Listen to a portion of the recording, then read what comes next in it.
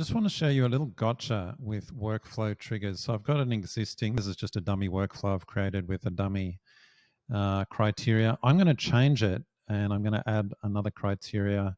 I'll just look for trigger. And I'm going to say, as well as blue, I'm going to say orange widget, let's say. I'll apply that. Now, see what happens. I'm going to press save and watch what pops up. Contacts that meet the new criteria. It's going to try and work out how many that applies to, and then let me know it's calculating the count. And here's what happens. See how it says the contacts that meet the new criteria 0. So if you're looking at that, you go, oh, okay, no worries. I can safely click this first orange button, save and enroll. But actually, if you look at the small print, it says there are too many contacts in the portal to accurately display the number matching the criteria, so please create a list. So it tells you that. But if you're just glancing at this, you just see 0 and you go, right, I will save and enroll. And so that's problematic. And we've had clients where this has just happened recently where actually they got this message saying 0, but it ended up affecting thousands. So what should you do? Well, two things. One, you can create a list to do that. So you probably should create a list to check who that's going to affect. I'm actually going to say save and don't enroll existing contacts. That's normally my go-to. But more than that, here's what I tend to do. I tend to actually turn workflows off first.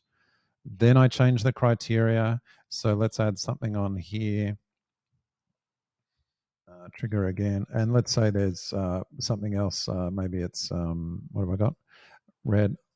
I apply the filter, save. And then what I do is when I go to review and publish, I actually make sure that it's got the contacts. In this case, that actually does look accurate in this particular case. And then again, at least then I've got an accurate number. I'll use the list, but then actually you see here, it's actually updated there. So even then, it's slightly a bit of a gotcha there. I actually happen to know that this is correct, but a bit of a gotcha because there might have been more.